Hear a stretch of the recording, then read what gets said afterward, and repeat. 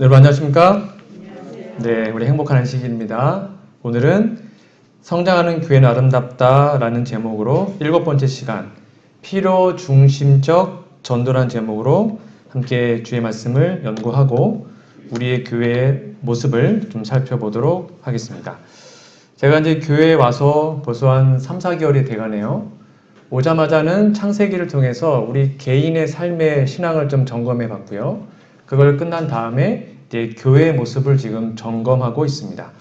이번 주와 다음 주까지 끝나면 이제 교회의 현재 모습을 좀 살펴보았고 이제 우리들의 앞으로의 삶을 좀 구상해 보면 좋을 것 같습니다. 오늘은 필요 중심적 전도에 대한 제목으로 함께 말씀을 나누겠습니다. 네, 이제 여러 번 강조드렸습니다. 교회는 건강해야 됩니다. 교회는 성장이 목적이 아닙니다. 성장은 건강하면 자연스럽게 오는 것입니다. 우리 아이들이 그냥 잘 먹고 잘 자면 자연스럽게 크듯이 우리 교회도 건강하기만 하면 자연스럽게 성장하게 되어 있죠. 근데 뉴스타트가 8개인 것처럼 건강한 교회의 법칙도 8가지 있다고 그랬습니다. 네, 빠르게 좀 복습해 볼게요. 첫 번째, 이제 기억나시겠죠? 네, 사역자를 세우는 지도력. 설명 더 안 할게요. 여러 번 말씀드렸으니까. 두 번째가 은사 중심적인 사역. 이게 지금 교회의 건강을 척도의 모습입니다. 세 번째가 열정적인 영성. 그리고 네 번째가 기능적인 조직. 다섯 번째가 영감 있는 예배. 그리고 우리가 지지난주에 했던 것입니다. 여섯 번째가 바로 전인적인 소그룹이었습니다. 이 전인적인 소그룹의 핵심이 뭐였냐면 요거였습니다. 기억나시는지요? 전인적 소그룹은 사람의 전체를 다루는 것입니다. 그러니까 신앙과 우리의 감정, 정신까지 다. 그러니까 소그룹에 모여서 우리의 모든 것을 다 나눌 수 있는 것이 되면 그 교회는 건강한 교회다. 그래서 이 소그룹은 아무런 정죄를 받는 느낌 없이 솔직하게 자신의 치부까지도 드러낼 수 있는 분위기. 그리고 이것은 사랑과 포용의 분위기 속에서 예수님과 함께 자라날 수 있는 곳입니다. 그러니까 우리의 구역반의 모습이 어떤지 살펴보는 것입니다. 또한 이것은 생산적인 사역을 위해서 훈련받는 것입니다. 우리가 소그룹을 하는 이유는 목회자를 의존하지 않고 스스로 장로님들이 말씀도 전해보시고 또 우리 여지사님들끼리 함께 말씀을 나눠보시고 해서 목회자 없이도 전도할 수 있는 것을 훈련받는 것이고 그리고 전인적 소그룹은 사람들이 그리스도 안에서 자신의 삶에 책임을 질수할 수 있는 것이다. 이러한 모습이 우리 교회에 있는지 살펴보자 라고 우리 지지난주에 말씀을 드렸습니다. 자, 이제 우리가 5년 전에 했던 우리 교회의 모습이었습니다. 감사하게도 그 당시에 제일 잘 나갔던 부분이 뭐였냐면 오늘 할 겁니다. 필요 중심적 전도가 5년 전에 저희 교회 1등이었습니다. 그러니까 저희 교회에서 제일 잘했던 것이 이거였다고 합니다. 그때 이제 설문조사상 그렇습니다. 그래서 이거는 거의 뭐 상위 클래스에 속해 있습니다. 뭐 더 이상 말씀 안 해도 될 것 같은데 그래도 한 번 더 우리의 모습을 좀 살펴보도록 하겠습니다. 자, 필요 중심적인 전도. 제가 이 부분은 한번 설명을 드린 것 같아서 한 번 더 복습한 의미로 들어주시면 좋겠습니다. 여러분, 전도가 뭐죠? 전도가 뭡니까? 정의가 중요하죠. 전도가 한마디로 뭘까요? 네, 어렵지 않습니다. 전도가 뭐죠? 도를 전하는 거예요. 간단합니다. 도를 전하는 게 전도입니다. 그렇죠? 말 그대로 도를 전하는 것입니다. 근데 여기서 중요한 것은 내가 지금 전하는 그 도를 알고 있는가? 쉽게 말하면 경험했는가? 이게 정말 중요한 포인트입니다. 왜냐하면 자신이 경험하지 않는 도는 절대로 전할 수가 없기 때문이죠. 그러니까 전도는 내가 경험한 도를 그대로 전해주는 것입니다. 자, 그러면 우리가 전해야 할 그 도는 뭘까요? 이 도가 길도자입니다. 길도자. 그 유명한 요한복음 14장 6절에 나와 있죠. 예수께서 가라사대 내가 곧 길이요. 즉 예수님이 길이래요. 이 길은 하늘 가는 길이죠. 구원의 길입니다. 예수님이 길이에요. 이거를 바꾸면 예수님이 도가 되시는 겁니다. 그러니까 전도는 예수님을 전하는 것인데 그 예수님은 그냥 엄마 아빠 예수님, 뭐 목사님의 예수님, 아니면 제3 예수님이 아니라 누가 만난 예수님이요? 내가 만난, 내가 경험한 예수님을 전하는 것이 바로 전도입니다. 그래서 제가 설명드렸습니다. 왜 우리가 전도하자 그러면 좀 부담스럽고 전도하자 그러면 좀 힘든 이유는 간단합니다. 예수님을 만난 경험이 부족하기 때문입니다. 내가 진짜 예수님을 만났으면 제발 좀 전도하지 마세요 이러면 저는 전도할 건데요 이렇게 된다는 것입니다. 내가 예수님 안 만났으면 목사가 여러분 전도합시다 그러면 힘든데 이렇게 되는 것입니다. 내가 정말로 도를 경험했는가? 이게 이제 전도의 개념에서 중요한 포인트인데요. 시대소망의 195페이지 이렇게 나와 있습니다. 모든 참된 제자는 하나님의 나라의 선교사로서 태어난다. 그러니까 뭐 1000명 선교사 하면 선교사가 아니고 성경은 말하기를, 예언실은 말하기를 누가요? 우리가 진짜로 주님의 제자라고 말을 한다면, 우리가 하나님의 백성이라고 말한다면 우리는 모두 다 선교사라는 것입니다. 다음 계시록서 70페이지 이거 좀 같이 읽어볼까요? 그리스도의 정신은 시작. 그리스도의 정신은 전도의 정신이다. 거듭난 마음속에 제일 먼저 생기는 충동은 다른 사람을 또한 구주께로 인도하고자 하는 충동이다. 제가 여러 번 설명드렸죠? 거듭남이 구원의 핵심이지 않습니까? 예수님 분명히 말씀했습니다. 거듭난 사람만, 물과 성령을 거듭난 사람만 하늘에 갈 수 있습니다. 그런데 쉽게 말하면 구원받은 사람들의 마음속에 제일 먼저 생기는 충동, 이거는 막 하고 싶어 미치겠는 것입니다. 충동, 막 견딜 수 없는 마음. 그게 뭐라고요? 다른 사람들에게 예수님을 전하고 싶은 마음. 그러니까 뒤집어 얘기하면 이러한 마음이 목사이지만 또 장로님이지만 집사님이지만 교회에 수십 년 다녔지만 이런 마음이 우리 안에 없다면 무슨 말이에요? 우린 아직 구원받은 것이 아니라는 것입니다.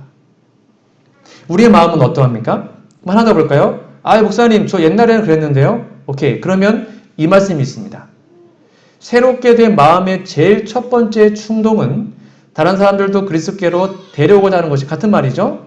이 욕망을 소유하지 않은 자들은 그들의 첫사랑을 잃어버린 증거를 나타내는 것이다. 그러니까 우리 다 예수님을 다 좋아했죠. 사랑했고 우리 왕년에 뜨겁게 복음을 전파했던 경험 다 있을 것입니다. 저도 있었고요.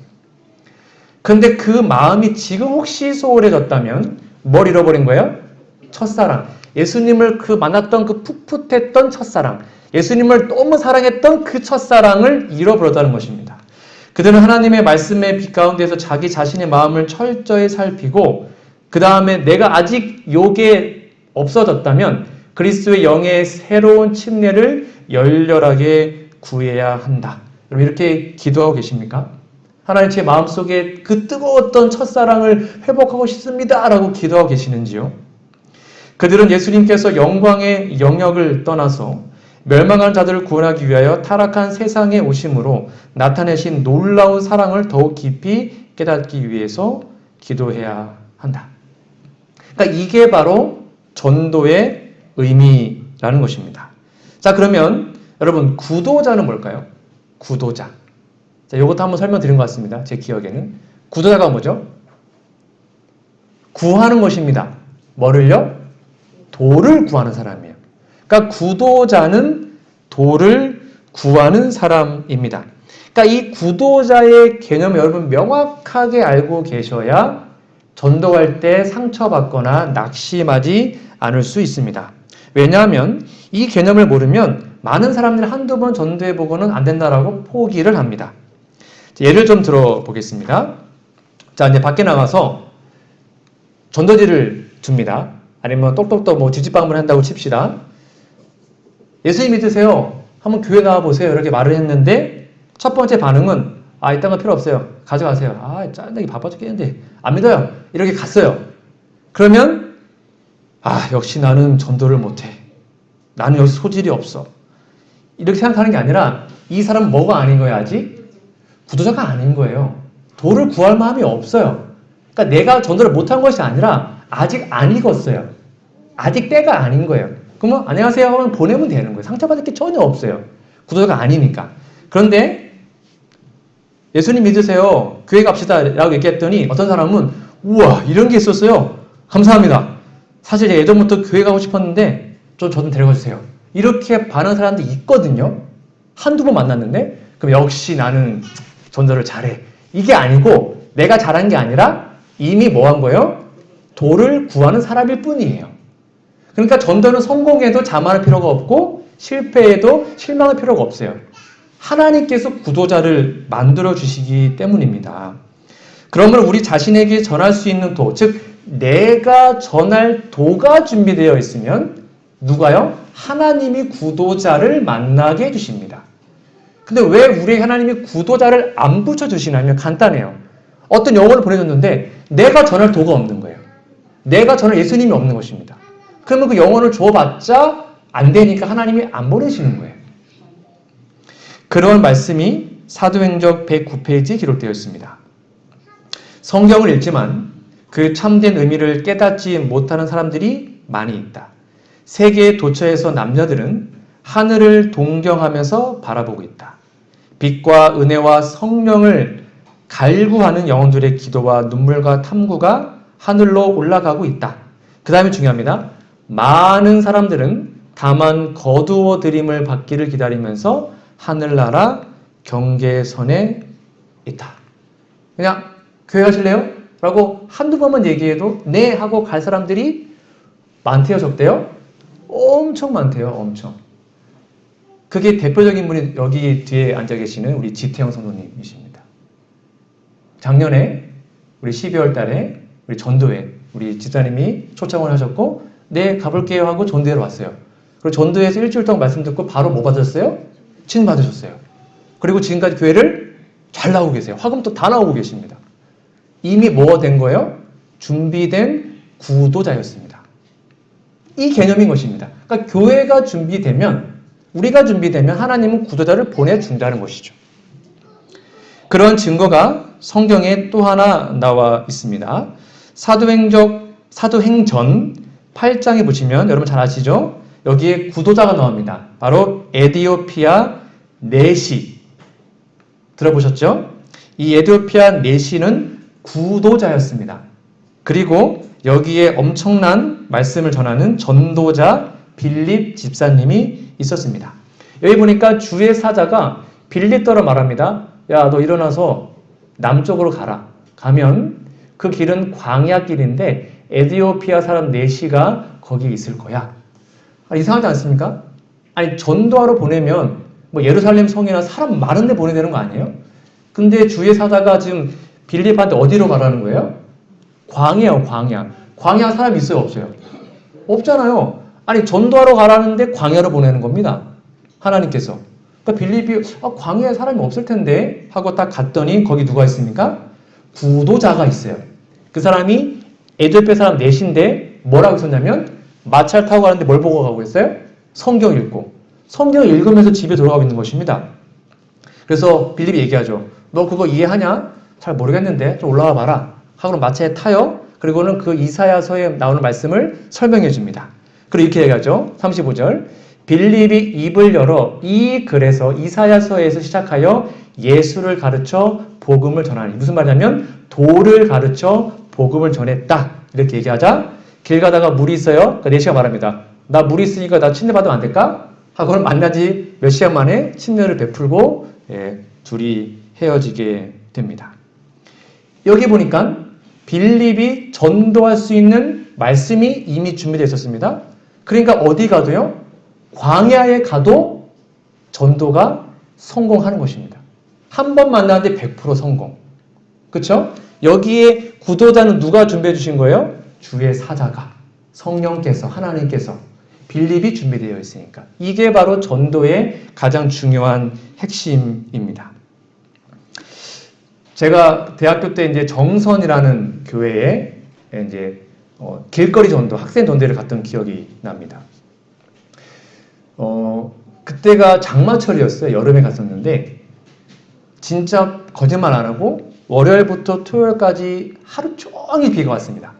하루 종일. 비가 그냥 온 게 아니라 막 옆으로 오는 비 있잖아요. 바람 불어가지고.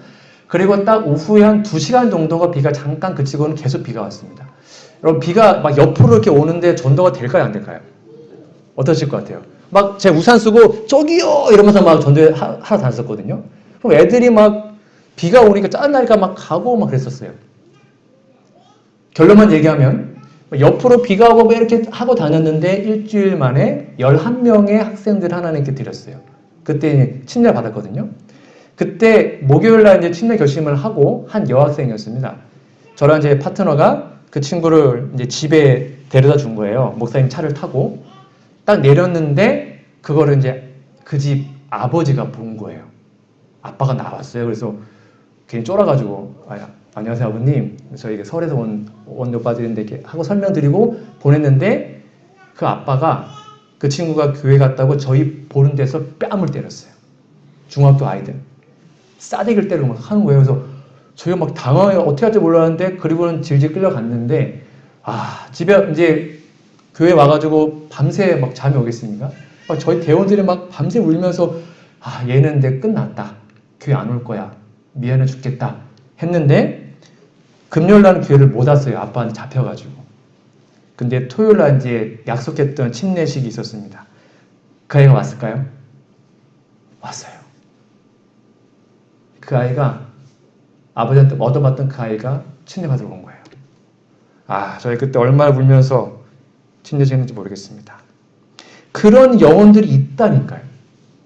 나가니까 있더라니까요. 비가 옆으로 가도 있다니까요. 교회 갈래? 예수님 믿을래? 네! 이런 애가 있다니까요. 애들만 있을까요? 아니요. 그런 영혼들이 있어요. 지태형 성도님처럼 그냥 교회 가실래요? 라고 하면 막 교회 오고 싶은 사람들이 있어요. 근데 왜 하나님은 그걸 안 해주실까? 우리가 과연 전할 도가 있는지요? 정말 내가 만난 하나님에 대해서, 정말 내가 경험한 예수님에 대해서 전할 수 있는 그것이 있는지 고민해 봐야 하는 것입니다.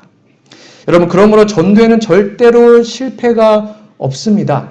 나가서 전하면 그걸로 족한 것입니다.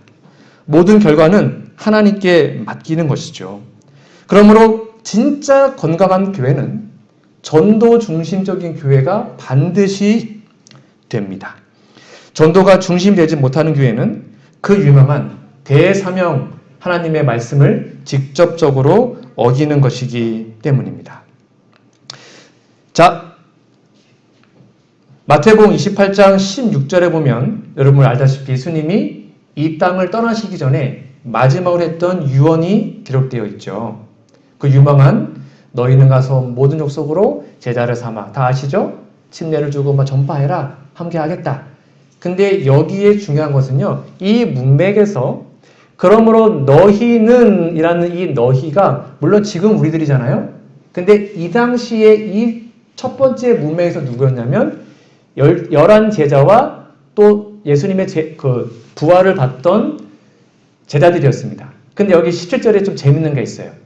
예수를 배웠고 경배하나 누가요? 오히려 의심하는 자도 있더라. 이상하지 않습니까? 예수님이 정말 부활했어요. 그 눈앞에 있습니다. 그리고 눈 앞에서 하늘을 붕 떠가지고 승천을 하는데 그걸 직접 봤는데도 뭐 한다는 거예요? 의심을 했어요. 의심을. 제자들이. 근데 그렇게 의심했으니까 넌 아직도 멀었다. 너 믿음이 없네. 의심했네. 너는 하지 마. 이게 아니었고 그렇게 의심하는 자들도 다 포함해서 너희는 가서 뭐 하라는 거예요? 복음을 전파하라는 것입니다. 그러니까 전도 사명에는 제외가 있어요? 없어요? 예외가 있어요? 없어요? 없어요. 목사님, 저는 아직 믿음이 부족한데요. 전 아직 의심이 좀 많은데요. 전 아직 준비가 없는데요. 전 아직 교회를 받은 지 얼마 안 됐는데요. 그거 핑계 댈 수 있다 없다? 없다는 것입니다. 분명히 써 있잖아요. 의심하는 자들도 하나님은 가라는 것입니다. 그래야 우리가 살기 때문이죠. 그래야 하나님을 만날 수 있기 때문이죠. 하나님이 언제 우리와 함께 하십니까? 내가 너희와 항상 함께 하겠다. 언제요? 가서 복음을 전할 때. 왜 우리가 하나님의 임재를 경험하지 못하는가? 간단합니다. 가서 복음을 전하지 않기 때문이죠. 그거 하면 하나님의 임재하심을 하루 종일 느낄 수 있거든요. 내가 믿음이 없어도 의심을 해도 가면 되는 것입니다. 이게 요 이야기예요. 그래서 전도는 준비된 사람 하는 것이 아닙니다. 오히려 의심한 제자들에게도 예수님은 대사명을 맡기셨습니다. 그러나 슬프게도 많은 교회들은 지상 명령, 특히 말해 이 대사명의 어떤 이 책임감을 좀 많이 좀 소홀히 여기는 것 같습니다. 특별히 요즘에 코로나 때문에 참 힘들죠, 전도하기가.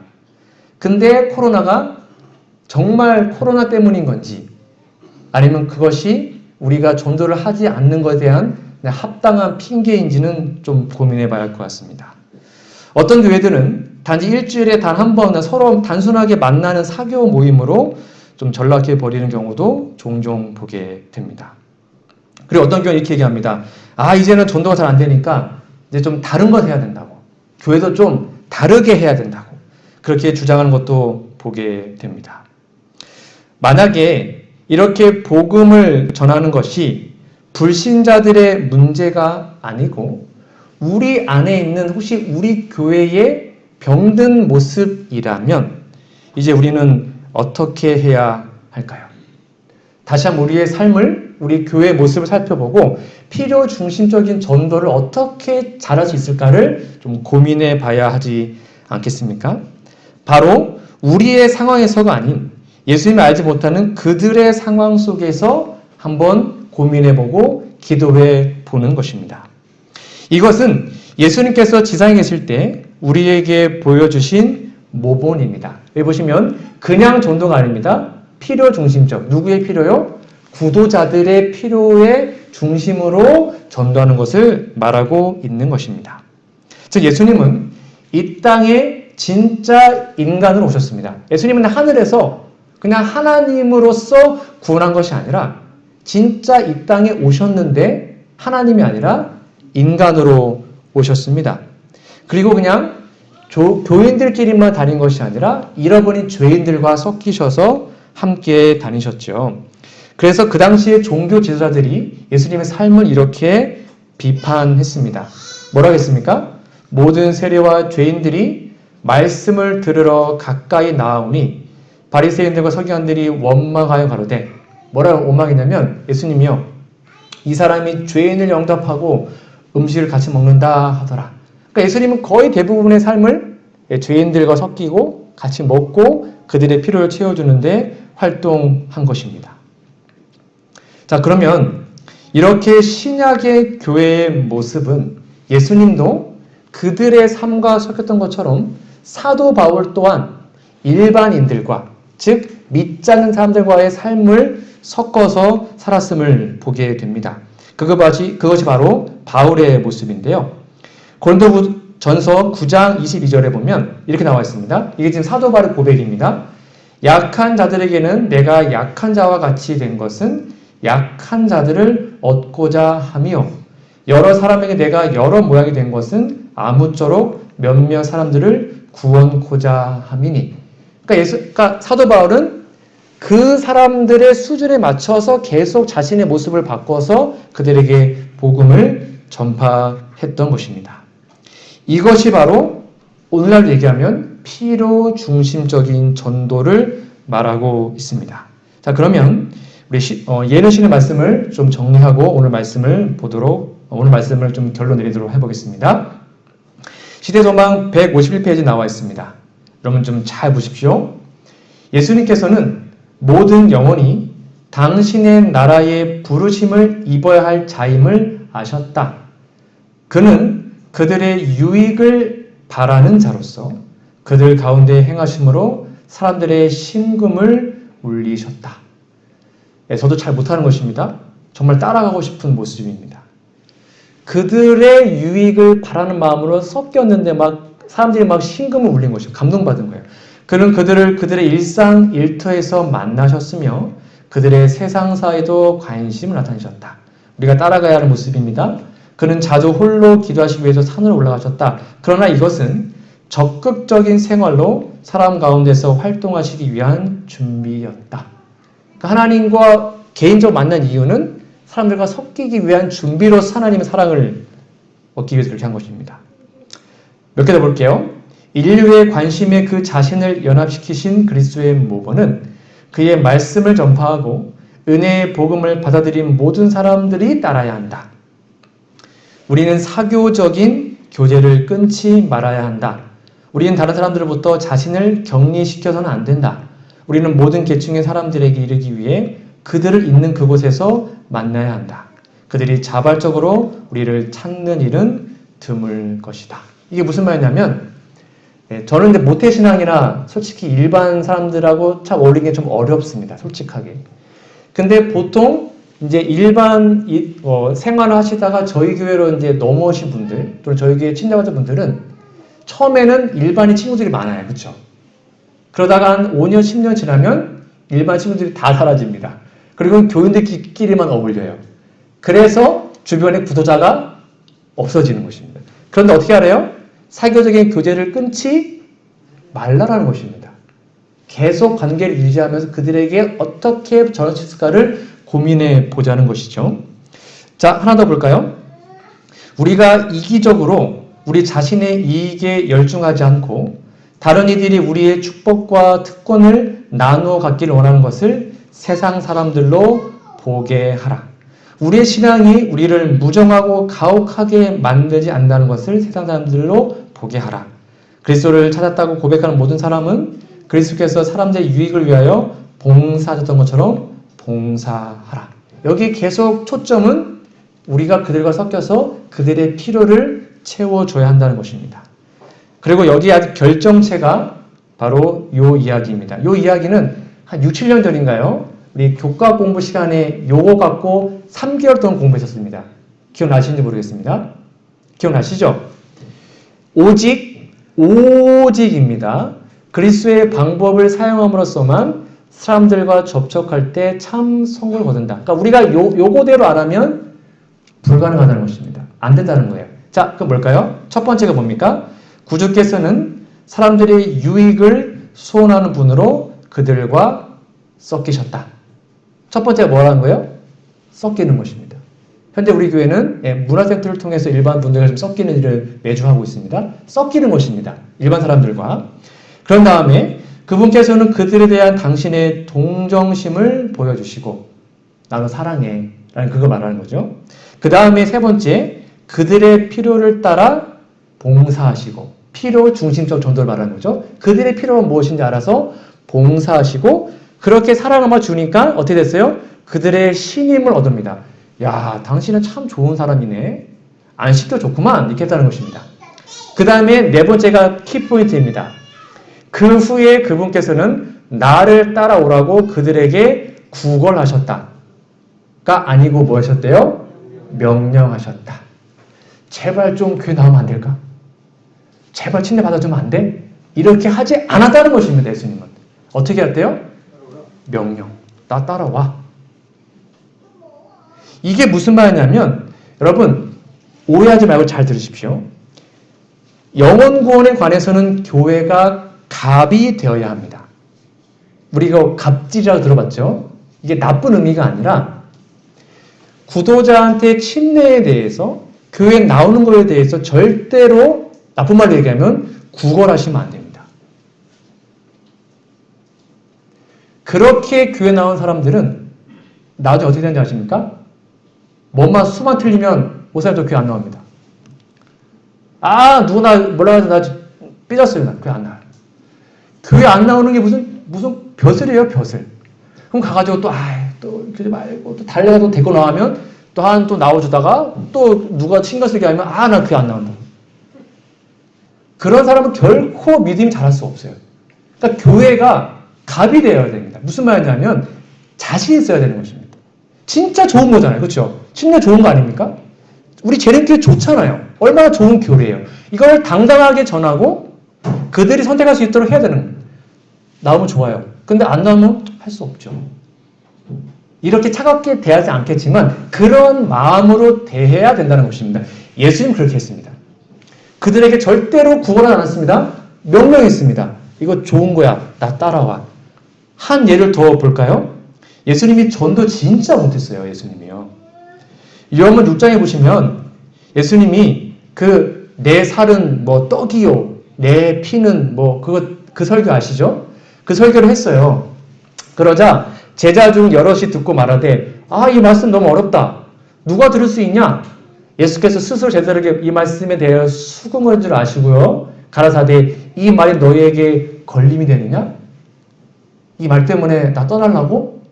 이 말이에요. 쉽게 말하면 이게 진짜 구원인데 내 살을 먹고 내 피를 마시는 게 구원이야.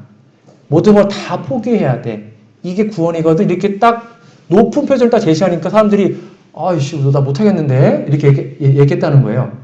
그러자 어떻게 했어요? 이러므로 제자 중에 많이 물러가고 다시는 그와 함께 다니지 아니하더라.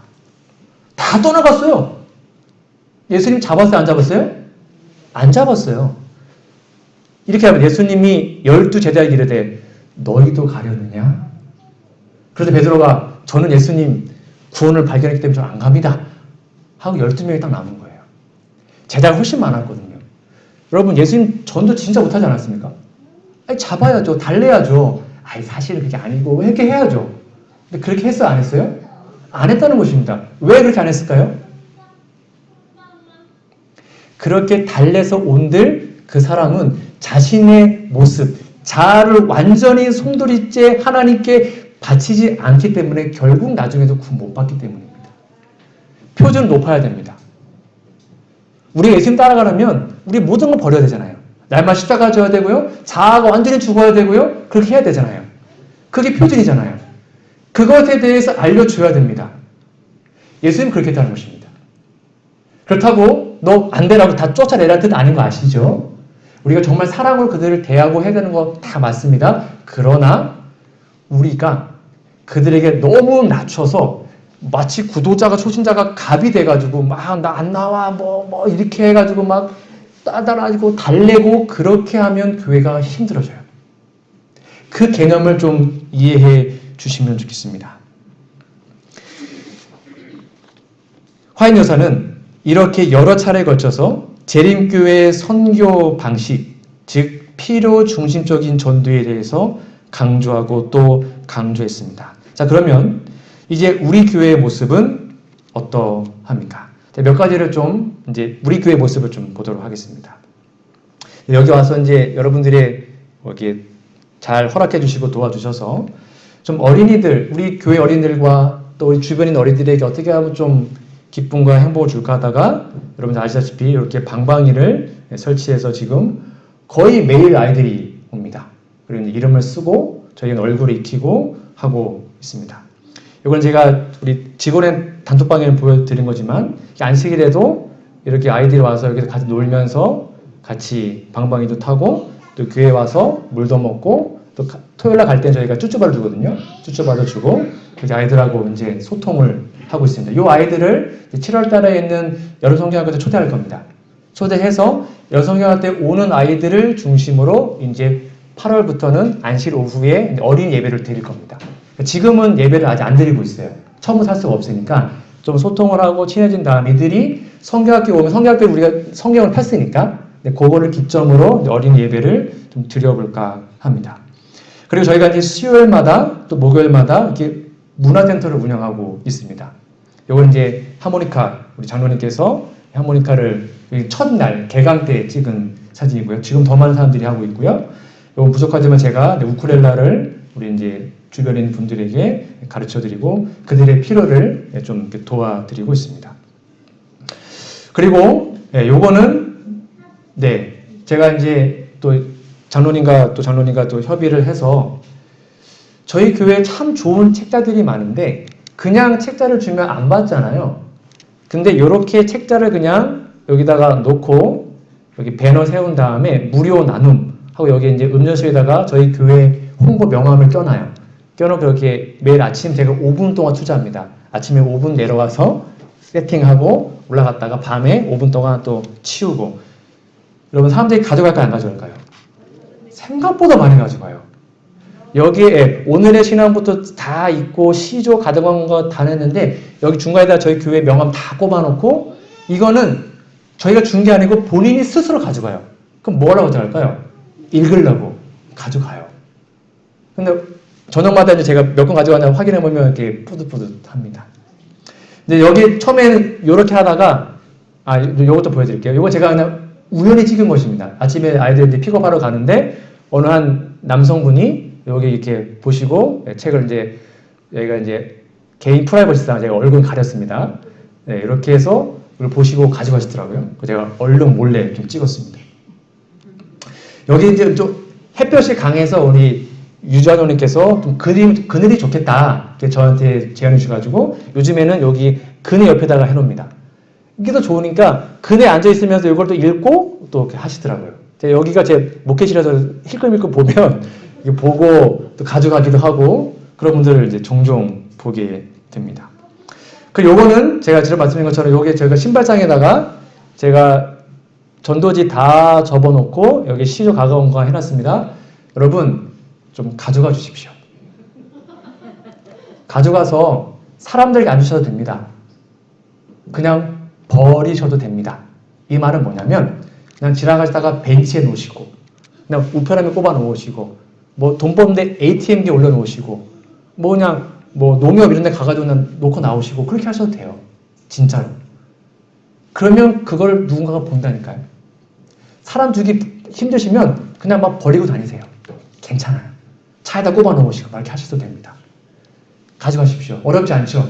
여러분 가방에다가 이거 가벼워요. 되게 가벼워요. 가방에서 산책하시면서 놓고 다니시고 그러면 얼마나 좋은지 몰라요. 그러니까 그냥 산책하면 뭐 갔다 오면 물론 좋지만 이거 돌리면 산책하잖아요. 그러면 되게 뿌듯해요. 아, 내가 지금 전도에 돌렸다.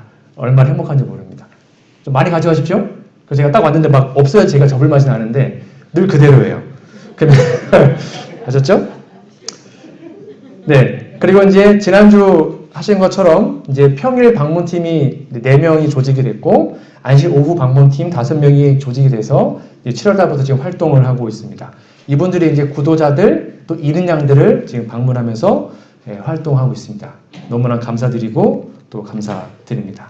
그리고 우리 지난 직원회 때 말씀드렸습니다. 저희가 이제 지금 구역반을 하고 있지 않습니까?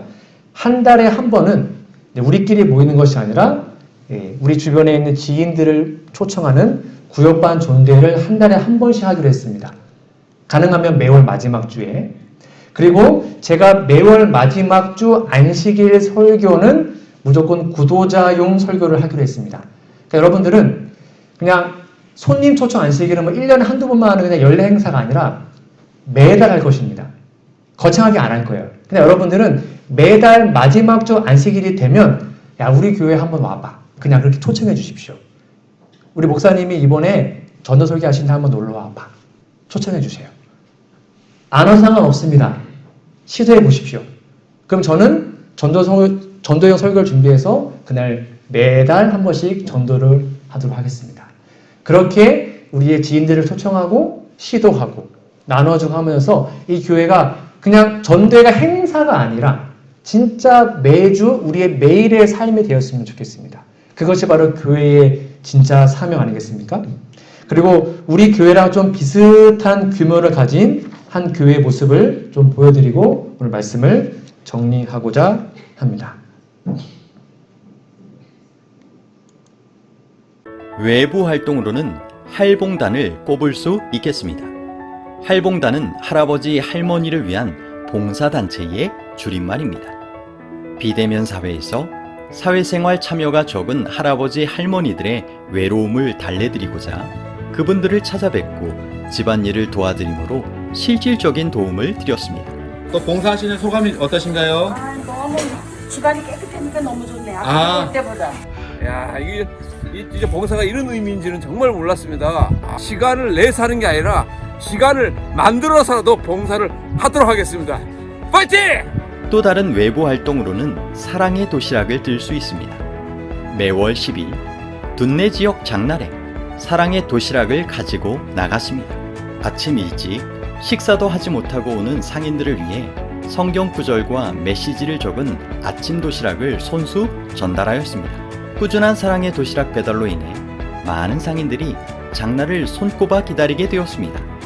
상인들은 감사함을 교회의 헌금으로, 과일 선물로, 상담을 요청함으로, 교회에 대한 호감으로 표현하였습니다. 또 하나의 외부 활동은 사랑 나눔 뉴욕카입니다.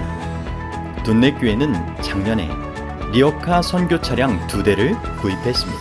사랑 나눔 리어카와 둔내 재림교회라는 현수막을 붙인 리어카에 사랑의 물품들을 싣고 둔내 시내 전 지역을 다니며 계절에 맞게 때론 얼린 삼육두유 혹은 주스로 때론 삼육라면을 집집마다 나누었습니다. 이런 다양한 활동들을 통해 교인들도 즐거워하고 동시에 지역사회의 교회 이미지를 상당히 바꾸는 역할을 했습니다. 마지막 외부 활동으로는 방문 발 마사지를 뛸 수 있습니다. 2020년을 맞이하며 마사지용 침대 6개와 발 마사지용 크림 등을 구비하면서 전교인이 발 마사지 교육을 받았습니다. 코로나19로 인해 사람들을 초청할 수 없게 되자 성도들은 역발상으로 방문하여 마사지를 해드리자라는 아이디어를 냈습니다. 아무리 코로나 상황이 심해도 발을 만져준다고 하니 누구도 거절하지 않았습니다. 발을 만져드리며 그분들의 피로만 풀어드리는 것이 아닌 모두에게 필요한 예수님을 전할 수 있었습니다. 이런 꾸준한 가마력 사업을 통해 2020년 둔내교회는 4명의 소중한 영혼을 하나님께 드렸습니다. 둔내교회 모든 식구들이 코로나 시기를 통과하면서 더욱 확실히 배운 것이 있습니다. 만남을 최소화하는 것이 가장 안전한 길이라고 다들 말하지만 이때 외로움과 괴로움에 힘들어하는 분들은 더욱 늘어난다는 것입니다. 법과 방역 규범을 어기지 않는 한도 안에서 오히려 적극적으로 그분들과 대면해야 할 것을 성도들은 몸소 배웠습니다.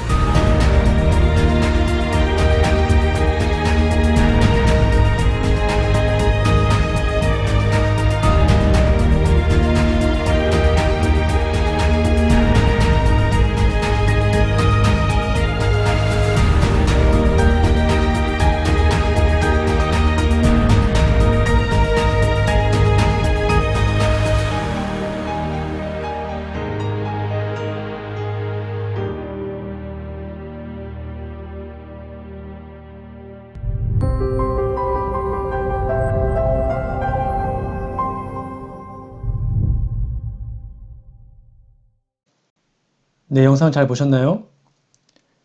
뭘 느끼셨습니까? 저는 개인적으로 어떤 목회자가 혼자 계획을 하고 위에서부터 내려오는 그런 사역이 아니라 우리 성도님들이 먼저 기도하고 준비함으로써 위로부터 올라오는 그런 일들이 교회 안에 있기를 소망합니다. 그래서 목회자가 바뀌면 그냥 끝나는 일이 아니고 어느 목회자가 와도 계속 이어질 수 있는 사역이 무엇일까? 그런 전도의 방법이 무엇일까를 우리 선교회장님, 또 도로회장님, 기타 다른 부서에서도 좀 고민해 보셔서 함께 기도하시고 잘 준비하셔서 정말로 전도가 그냥 어떤 행사가 아니라 우리 영역교회가 늘 언제나 전도하는 교회가 되기를 간절히 바랍니다. 그런 아름다운 필요 중심적인 전도를 잘하는 우리 교회가 되기를 간절히 바라며 오늘 말씀을 마치도록 하겠습니다.